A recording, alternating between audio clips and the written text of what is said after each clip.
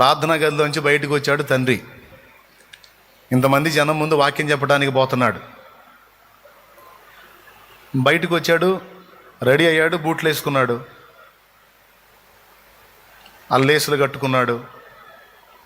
బయలుదేరపోయేటప్పుడు చూసుకుంటే వాచ్ లేదు. అయ్యో వాచ్ ప్రేయర్ గదిలో పెట్టానే అని ఇప్పుడు మళ్ళీ బూట్లు ఇప్పితే మళ్ళీ 5 అడుగు మళ్ళీ లేసులు కట్టుకోవాలి, టైం అయింది. అందుకని బూట్ కాలు అడుగు పెట్టాడు ప్రేయర్ గదిలో.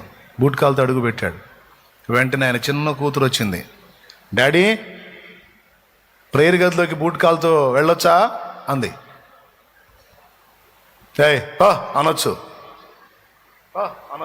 కానీ ధన్మని కాలు వెనక్కి తీసుకొని, తప్పు తల్లి, సారీ తల్లి, ఏసైకి చెప్పు.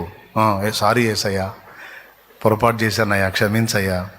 అమ్మా నువ్వు వెళ్ళి తేవా వాచ్. పోయి తీసుకొచ్చి ఇచ్చింది. ఆ మాట అనాల్సిన అవసరం ఏముందండి? ఏది నాకు చెబుతున్నా బా అనొచ్చు, ఏడుచుకుంటా పోదు, పరారైపోదు. కానీ అల్లా సారీ తల్లి, సారీ ఏసయ్యా, తప్పు తల్లి, నిజమేనమ్మా, పరిశుద్ధ స్థలం చెప్పులు ఇడవమన్నాడు మోషేతో. యెహోషువతో కూడా అన్నాడు, నేను నిలిచిన భూమి పరిశుద్ధ స్థలం చెప్పులు ఇడవమన్నాడు. నేను బూట్ కాలుతో అడుగు పెట్టాను, తప్పు తల్లి, సారీ తల్లి, నువ్వైతే అమ్మ అంటే తీసుకొచ్చి ఇచ్చింది. అలాంటి వినయం కలిగిన వాడు కనుకనే, పసిబిడ్డ చెప్పినా దిద్దుకునే మనసు ఉన్నవాడు కనుకనే వేల మంది ముందు నిలబడి క్రీస్తును ప్రకటించడానికి అతనికి అవకాశం ఇచ్చాడు దేవుడు. ఎన్ని ప్రసంగాలు అవసరంలా, ఇంత పెద్ద మ్యాటర్ అవసరంలా. బుర్ర నీకుంటే ఇది చాలా కీలకమైనది ఒక్కటి అర్థమైతే చాలు, ఈ పూట సంతోషంగా నువ్వు వెళ్ళొచ్చు. దేవుని మాటలు వినటం కాదండి, ఆచరించాలి, దిద్దుకోవాలి. ఫైనల్, ఇక ఫినిషింగ్ టచ్ ఇచ్చేస్తానా.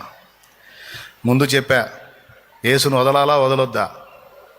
యేసు ఏం చేశాడు నీ కోసం, ఆయన గురించి ఏమేం చెప్పినా, వేద సాహిత్యం చెప్పిన విషయాలు కూడా చూపించాను. దాన్ని పక్కన ఉంచితే మనకు అవసరమైన విషయాలు ఈరోజు దేవుడు ఏం మాట్లాడుతున్నాడంటే, నేను నిన్ను వాడుకోవాలి అనుకుంటున్నాను, నా చేతి గండ్రగొడ్డలిగా నిన్ను వాడుకోవాలనుకుంటున్నాను, నేను నిన్ను సిద్ధపరచుకోవాలనుకుంటున్నాను, అనేకుల ఎదుట నిన్ను వెలిగించి వాడుకోవాలనుకుంటున్నాను. నా కుమారి, నా కుమారుడా, ఇదిగో నాకు ఇష్టమైనది ఇది అని దేవుడు మాట్లాడుతున్నాడు.